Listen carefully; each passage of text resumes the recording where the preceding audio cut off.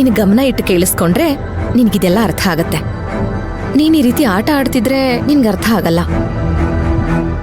ಗಂಭೀರವಾಗಿ ನಾವೇನ್ ಮಾತಾಡ್ತೀವಿ ಅಂತ ಕೇಳಿಸ್ಕೋಬೇಕು, ಆಯ್ತಾ?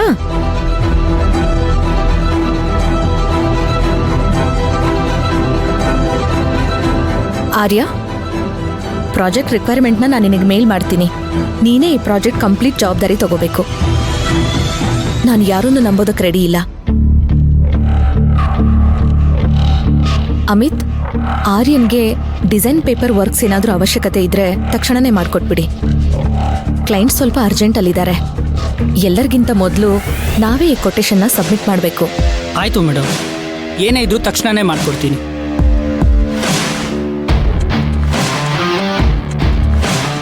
ರಾಕಿ, ನಮ್ಮ ಕಂಪನಿ ಸೀಕ್ರೆಟ್ನ ಲೀಕ್ ಮಾಡಿರೋರ್ನ ಕಂಡುಹಿಡಿಯೋದಕ್ಕೆ ಹೇಳಿದ್ದೆ, ಅದೇನಾಯ್ತು? ಇನ್ನೊಂದು ವಾರದಲ್ಲಿ ಅವ್ರನ್ನ ಹೇಳ್ಕೊಂಡು ಬಂದು ನಿಮ್ಮ ಮುಂದೆ ನಿಲ್ಲಿಸ್ತೀನಿ ಮೇಡಮ್. ಇಷ್ಟು ದಿವಸ ಅವ್ರು ಯಾರು, ನಮ್ಮ ಸರ್ಕಲ್ ಒಳಗೆ ಇದ್ದಾರ ಹೊರಗಿನವ್ರ ಅಂತ ಗೊತ್ತಾಗ್ತಾ ಇರಲಿಲ್ಲ. ಈಗ ಅವ್ರು ಯಾರು ಅಂತ ಗೊತ್ತಾಗಿದೆ.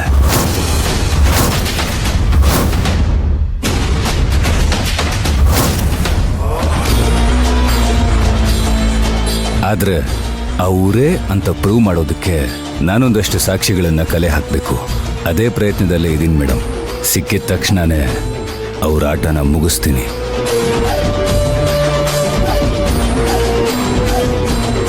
ಯಾರು ಗೊತ್ತಾದ್ರೆ ನೀವು ನಿಜವಾಗ್ಲೂ ಶಾಕ್ ಆಗ್ತೀರಾ ಮೇಡಮ್.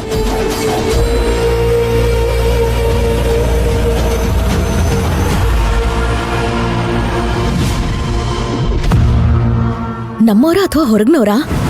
ನಿಮ್ ಮುಂದೆ ಬಂದಾಗ ನೀವೇ ನೋಡಿ ಮೇಡಮ್. 100% ಪ್ರೂಫ್ ಇಲ್ಲದೆ ಅವ್ರ ಹೆಸರನ್ನು ಹೇಳ್ಬಾರ್ದು.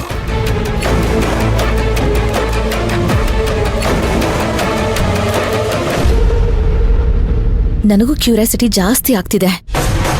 ನಾನು ವೆಯ್ಟ್ ಮಾಡ್ತಾ ಇದ್ದೀನಿ. ನನ್ನ ವಿರುದ್ಧ ಕೆಲಸ ಮಾಡ್ತಿರೋರು ಯಾರು ಅಂತ ನಾನು ನೋಡ್ಲೇಬೇಕು.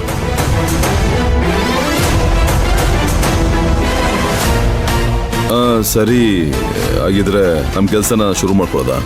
ಈ ಲೇಔಟ್ ಪ್ರಾಜೆಕ್ಟ್ನ ಸಬ್ಮಿಟ್ ಮಾಡೋದಕ್ಕೆ ನಮ್ಮ ಹತ್ರ ಟೈಮ್ ಇಲ್ಲ. ಹೌದು ಆರ್ಯ, ಆ ಕೆಲಸನ ನೀನ್ ನೋಡ್ಕೋ. ಬೇಗ ಸ್ಟಾರ್ಟ್ ಮಾಡಿ.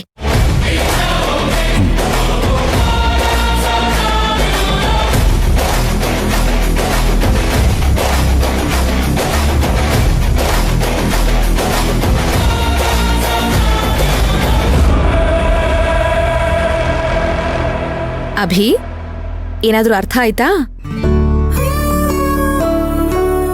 ಈಗ ಸ್ವಲ್ಪ ಸ್ವಲ್ಪ ಅರ್ಥ ಆಗ್ತಾ ಇದೆ, ಆಗ್ತಾ ಇಲ್ಲ.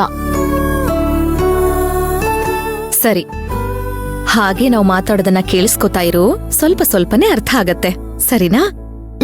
ಸರಿ ಆಯ್ತು. ಅಂದಂಗೆ ನಾನಾಗ್ಲೇ ಚಾಕ್ಲೇಟು ಚಿಪ್ಸು ಎಲ್ಲ ಕೇಳಿದ್ನಲ್ಲ, ಯಾವ್ದು ಬಂದೇ ಇಲ್ಲ. ಸರಿ, ತರ್ಸ್ಕೊಡ್ತೀನಿ. ಬೇಗ ತರ್ಸು. ಓಕೆ.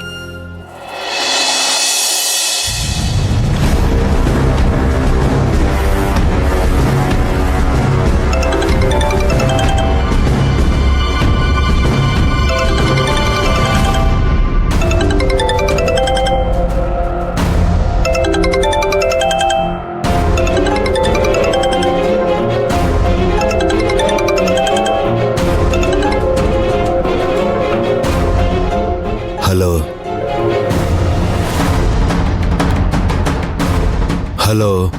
ಹಾ ಹೇಳಿ. ಫೋನ್ ಅಟೆಂಡ್ ಮಾಡಿದ್ಮೇಲೆ ಹಲೋ ಅಂತ ಹೇಳಕ್ಕಾಗಲ್ವಾ?